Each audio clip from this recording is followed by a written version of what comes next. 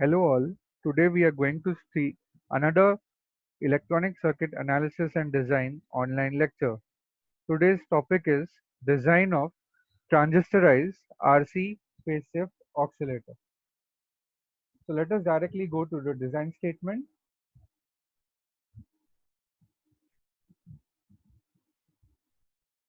So the design statement says that we have to design an RC phase shift oscillator which oscillates at 20 kilohertz and the DC power supply given us around 10 volts. So sometimes the DC power supply is also not given. In that case, we have to suitably select the DC supply voltage. So first let us go to the first step, that is your circuit diagram and the selection of transistor. So we have already completed RC passive oscillator. So there shouldn't be any problem to draw its circuit diagram. So here is my RC passive oscillator circuit diagram. So this is my amplifier consisting of resistors R1, R2, RC, RE and CE along with the active transistor over here, that is active device, which is NPN BJT, and this amplifier is powered with a DC source of VCC plus VCC, which is 10 volts given here, and the feedback network consists of the three RC elements. So the first RC element over here, the second RC element and the third RC element. So this is indeed a RC phase shift oscillator. Now they have given design it for a particular frequency. That means all the unknown value of resistors and capacitors and also the selection of transistor has to be decided by us. So let us first check the data sheet and select a suitable transistor. So this is normally the data set which we are provided. Now we have to select a BJT. So the BJT and JFET is not to be used. So these two will not be used. We have to look out for a low power BJT. So the first four options are out because they are high power. The PD max is very high for first four. Then the option is left between this BC147A and BC147B because this 2N525 is a PNP. So you can select either one, that is BC147A or BC147B. So in this scenario, we have preferred BC147A. So we select over here our transistor BJT as BC147A, whose PD max is around 0.25 watts. VC sat is around 0.25 volts. Its DC current gain typical value is around 180, and small signal current HFE is around typical value is 220, and the DC is around DC current gain is around 180 typical value. So these are the parameters which we need to select and concentrate on. Also for BC147A, the HIE value is 2.7 kilohertz. So these values we will enter.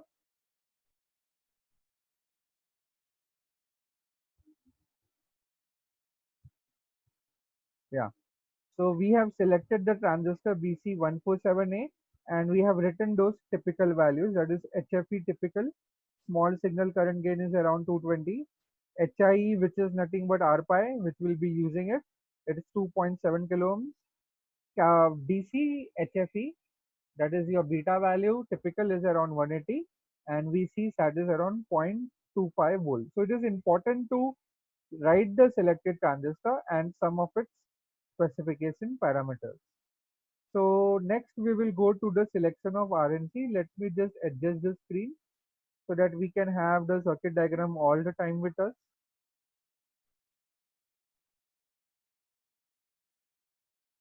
Okay, okay. So the first step is already completed, that is the circuit diagram and the selection of transistor. We move on to the second step, that is selection of R and C.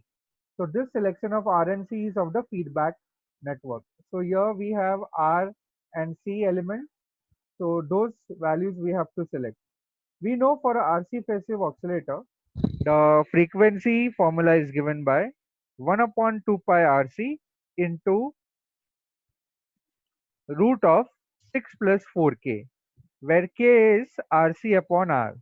Now we have already found out that the minimum value of k should be 2.7. So we substitute the value of frequency, that is 20 kilohertz over here, and the k value as 2.7, and we find the RC product. So RC product is coming out to be 1.94 into 10 raised to minus 6. Next, what we do is we have either R or C. So always it's a good practice to select the value of C first. So we have selected C as 0.01 microfarad. So the R, if you work it out, it comes out to be 194 ohms. So we have to select a nearest standard value. So the nearest higher standard value is around 220 ohms. So we select R as 220 ohms quarter watts, that is 1 by 4 watt, since it is a low power design. Now next step is to find the value of RC, the collector resistance. So we know K is given by RC upon R. So we know the value of K, that is 2.7, and we just now found out the value of R, that is 220. If you multiply them both, we will get the value of RC as 594 ohms. So we select the higher standard value. So the nearest higher standard value is 620 ohms. Hence we select the value of RC as 620 ohms quarter watts. The step number 4 is the selection of value of RE. We know VRE is around 10% of VCC. For a very good stability, we have used this in earlier designs. So we take around zero point 0.1 of VCC. VCC is given as 10 volts. So zero point 0.1 of 10 is coming out to be 1 volt. And also for maximum symmetric output voltage swing, we select the Q point at the center of the DC load line. So this point is also we have seen many times. So in order for the Q point to be at the center of the DC load line, we select VCQ is equal to half of VCC, which is 5 volts. Now just look at the this BJT with its collector and emitter resistance. So if we apply the KVL over here, so we can get ICQ is equal to VCC minus VCE minus VRE upon RC. So ICQ value can be found out, can be worked out using a calculator, and it came out to be 6.45 milliamperes. So next we are going to find the value of IEQ. We know the relation between ICQ and IEQ. ICQ is alpha times IEQ, and alpha is related to beta as alpha is equal to beta upon 1 plus beta. So alpha values will be very close to 1. So in this case it is 180 divided by 181. If you work it out, the number comes out to be 0.994. So IEQ will be ICQ upon alpha. So the IEQ value will be 6.489 milliamperes. Now we know VRE is actually IEQ into RE. So RE will be equal to VRE upon IEQ. So that means 1 volt divided by 6.489 milliamperes. So that works out to be 154.1 ohms. So we have to select the nearest standard value, lower standard value. So that is around 150 ohms. Hence we select the value of RE as 150 ohms quarter watt. Next step is to determine the value of R1 and R2, that is the biasing resistors. We know for a fact that the stability factor is equal to 1 plus beta upon 1 plus beta into RE upon RB plus RE. So in our scenario, we have selected BC147. So there the beta is found out to be 180. We have taken this value from the data sheet, and we assume the stability factor to be 8. So if you work it out, this entire expression in the calculator, you will get the value of RB close to 1.098 kilo ohm. So we know that RB is also given by R1 R2 divided by R1 plus R2. RB is actually the parallel combination of R1 and R2. So this we call it equation number 1. Also we know the VB, the Thevenin's equivalent voltage, is given by R2 upon R1 plus R2 into VCC. So we call this equation number 2. Now if we apply the Thevenin's equivalent at the base circuit of a BJT, we will get your Thevenin's equivalent voltage, that is VB, in series with the Thevenin's equivalent resistance, that is RB, and you have the base circuit over here. So when we apply the KVL to the base emitter loop, we get VB minus IBRB minus VB minus IEQ into RE equal to 0. So we can write VB, we can take VB on the left hand side, rest all the terms on the right hand side. So VB will be equal to VB plus IB can be written as ICQ upon beta into RB plus IEQ into RE. So basically we have the values of VB, ICQ, RB, beta, IEQ and RE. So we can substitute these values, work it out in the calculator. So the value of VB will be 1.712 volts. So from equation number 2, we can substitute the value of VB now. So VB is equal to 1.712 equal to R2 upon R1 plus R2 into 10. So we can find the ratio R2 upon R1 plus R2 will be equal to 0.1712. We call this equation number 3. Now we substitute this equation number 3 in equation number 1. Let us see what is equation number 1. So this is our equation number 1. This is our equation number 1. So what we have done is, we will substitute the value of R2 upon R1 plus R2 from equation number 2 in equation number 1. So what you will get here is 0.1712 into R1 is equal to 1.098 kilo. So that is 1098. So from here we get the value of R1 as 6.413 kilo ohm. You can work it out, you will get this value. And we have to select the nearest standard, higher standard value.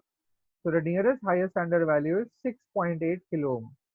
So hence we select the value of R1 as 6.8 kilo ohm quarter watt. So next we find out we will just see now. Yeah, we'll continue. Next we will find out the value of R2. So from equation number 3, which we have written now, equation number 3 says R2 upon R1 plus R2 is equal to 0.1712. So we substitute the value of R1 here. So if we substitute this value of R1 and work it out in the calculator, you'll get the value of R2 as 1.404 kilo ohm. So we select a lower standard value. So the nearest lower standard value is 1.2 kilo ohm. So we select the value of R2 as 1.2 kilo ohm quarter watt. So hence we have found out all the values of resistors for that amplifier, that is R1, R2, RC, RE. We have also worked out the values of R for the feedback network and all the capacitor values for the feedback network. Next is we'll find the value of CE, that is the bypass capacitor. So to ensure the complete bypass of RE, we select XCE is less than or equal to RE divided by 10. That is less than or equal to 0.1 times RE. And we consider FL as the oscillating frequency, that is 20 kilohertz. So we XCE is, we know it as 1 upon 2 pi FL, FC, sorry. So 1 upon 2 pi FL into CE is equal to 0.1 RE. So we can select the value of CE easily. Since we know the value of FL and RE, we substitute the value of FL as 20K and RE as 150 ohm. So we got the value of CE as 0.53 microfarad. So we select the highest standard value, that is 1 microfarad. So we can select the value of capacitor CE as 1 microfarad and with a voltage rating of 25 volts. So next we have to find the third resistance value, the third resistor in the RC section. So to avoid the loading effect by the input impedance of the BJT towards the third R in the RC section, we select the value of R dash as R3 plus Ri. So R3 we have worked out to be around 220 ohms. We have earlier found it out. R3 value is, yeah, R is value we have worked it out as 220 ohms. So R3 is R only here basically, and Ri value is nothing but R1 parallel to R2 parallel to R pi. This Ri is the input impedance of the amplifier. R1 R2 value is 6.8 and 1.2. So we work it out in the calculator. R pi value is 2.7 kilo ohms. So if we work it out, the input impedance comes out to be 470.32 ohms. So we add this value to 220 and R dash will become as 960.32 ohms. So we select the standard value. So we select R dash as 1 kilo ohm. So we have found out successfully all the resistor values and all the capacitor values for RC passive oscillator. So the very important step left out is to draw the RC passive oscillator again with all the design values over here. So make sure to draw this design circuit with all the values, resistor values, capacitor values, and also the transistor which we have selected.